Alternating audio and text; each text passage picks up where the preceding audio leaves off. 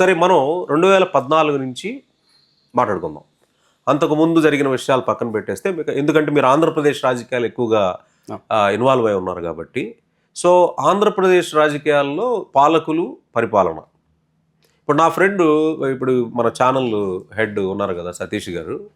ఆయన ఏమంటారంటే అసలు ఈ గవర్నెన్స్ అనేది ఉండకూడదు, పరిపాలన అనేది ఉండకూడదు. పరిపాలకుడు వస్తాడు, పాలకుడు వస్తాడు, కానీ ఈ టూ మచ్ ఆఫ్ ఈ పరిపాలన ఇలాంటి రావటం వల్ల ప్రజలు అనవసరంగా బాధపడుతున్నారు. కొన్ని ఎగ్జాంపుల్స్ చెప్తాం మీకు. ఎందుకు అది చెప్తున్నానంటే ఆంధ్రప్రదేశ్లోనే మీకు ఐ థింక్ 1937లోనో ఎప్పుడో పోలవరం మొదలైంది. రాజశేఖర రెడ్డి గారు వచ్చిన తర్వాత 10,000 కోట్లకి ఆ బడ్జెట్ ఫస్ట్ అసలు అమౌంట్ అలొకేట్ చేయడం జరిగిన తర్వాత ఇప్పుడు 60,000 కోట్లు అయింది. ఆ విధంగా మొత్తం నేను ఊరిన స్టాటిస్టిక్స్ చూస్తే మన ఆంధ్రప్రదేశ్లో ప్రాజెక్టులు డిలే అయినందువరకు అయిన ఖర్చు 1.5 నుంచి 2.2 lakhs దాకా ఉంది. అంటే ప్రాజెక్టులు డిలే అయితేనే. ఎందుకు నిన్న కాక మొన్న అమరావతి ప్రాజెక్ట్ ఆపేసినందుకే ఇప్పుడు ఈ కొత్తగా వచ్చిన పాలకులు ఏమంటున్నారంటే ఆ పాత పాలకుడు ఆపాడు కాబట్టి 15,000 నుంచి 20,000 కోట్లు ఎక్స్ట్రా మనీ నేను స్పెండ్ చేయాలని చెప్పి ఖర్చు పెట్టాలని చెప్పి వాళ్ళు అంటున్నారు. ఇలా ఎన్ని ప్రాజెక్టులు చూసుకున్నా సరే ఎస్కలేషన్ అవటమే తప్పితే ఏది అవట్లా. ఇది పరిపాలనని ప్రతిబింబిస్తుంది అనేది నా యొక్క ఉద్దేశం. రెండోది సరే అందరూ ఇప్పుడు ఏంటంటే దీది అక్కడ పశ్చిమ బెంగాల్ కావచ్చు, స్టాలిన్ కావచ్చు, మొన్నటిదాకా జగన్మోహన్ రెడ్డి కావచ్చు, నిన్న వచ్చిన సిబిఎన్ కావచ్చు, ప్రతి వాళ్ళు ఏంటంటే ప్రజలకి ఫ్రీబీ ఇవ్వటమే గొప్ప పరిపాలన అనుకుంటున్నారు. అంటే సబ్సిడీస్ ఇవ్వటం, అది ఇవ్వటము.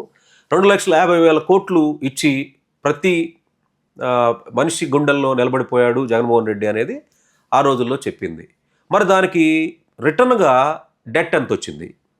ఓకే, అలాగే చంద్రబాబు నాయుడు గారు కూడా అదే కంటిన్యూ చేస్తూ ఆయన మళ్ళీ 2-3 లక్షలు చేసేసారని చెప్పి అంటున్నారు ఈ మధ్య. జస్ట్ 2 ఏళ్లకే 2-3 లక్షలు. అంటే ఇది పాలనని ప్రతిబింబిస్తుందా? ఈ పాలన అనేది పాలకుడి యొక్క ఎబిలిటీని బట్టి ఉంటుందా? ఏంటి అసలు ఇది పాలన, పాలకుడు ఈ రెండింటికి మధ్య ఉన్న డిఫరెన్స్ ఏంటి? అసలు పాలన ఎలా ఉండాలి? మీకు ఎందుకు తెగులక్ అండ్ రుద్రమదేవి డెఫినేషన్ ఎందుకు చెప్పారంటే ప్రజలకు అర్థం కావడానికి చెప్పారు. వీసర్ గారు 2 ప్రశ్నలు అడిగారు. ముందు ఇరిగేషన్ గురించి మాట్లాడదాం. ఇరిగేషను నెహ్రూ గారి పంచవర్ష ప్రణాళికలతో భారీ ప్రాజెక్టు కట్టాలి. నాగన్సార డ్యామ్ లాంటివి వచ్చాయి. శ్రీశైలంలో వచ్చింది. పాత డ్యామ్లు కూడా కొంత రెనోవేట్ చేశారు. ఏది మన కృష్ణా బరాజ్ కానివ్వండి, గోదావరి కాటన్ కట్టిన ఇవి లేవుగా, ఇప్పుడు మళ్ళీ కొత్త కట్టారు. సో ఆ పంచవర్ష ప్రణాళికలో భారతదేశ అభివృద్ధి కార్యక్రమంలో తీసుకొచ్చారు. కానీ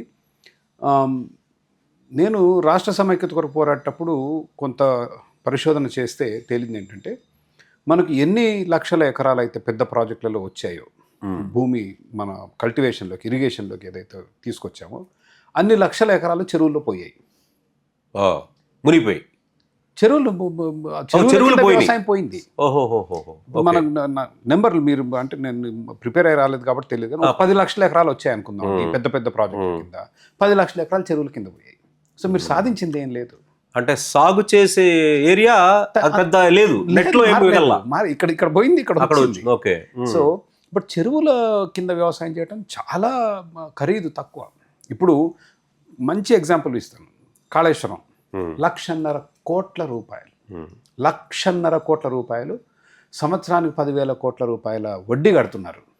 ఇప్పటికే 50,000 కోట్లు దాటింది. ఏది కట్టింది, వెనక్కి కట్టింది ప్రభుత్వం. 3 డ్యామ్లు కుంగాయి, ఎకరాకి నీళ్లు పారట్లేవు.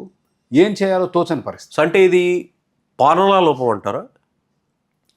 ప్రభుత్వం ఏదో భారీగా ఏదో చేస్తుందన్న మన ఆలోచన ఏదైతే ఉందో చాలాసార్లు దానివల్ల నష్టం ఎక్కువ లాభం కన్నా. దానికి కాంట్రాస్ట్ ఏం చెప్తున్నా అంటే కాళేశ్వరానికి కాంట్రాస్ట్ ఉంది. ఈ మిషన్ కాకతీయ అనేది నాకు తెలిసి ఒక 3-4-5 వేల కోట్లతో చేశారు. అది బెస్ట్ ప్రాజెక్ట్. అది అద్భుతాలు సృష్టించింది. అద్భుతాలు. దీని మీద మరి 1,50,000 కోట్లు ఎక్కడ, 5,000 కోట్లు అదే. మన ప్రభుత్వం ఏదో పెద్దగా చేస్తుంది కాబట్టి గొప్పగా ఉంటుందనే ఆలోచన తప్పు.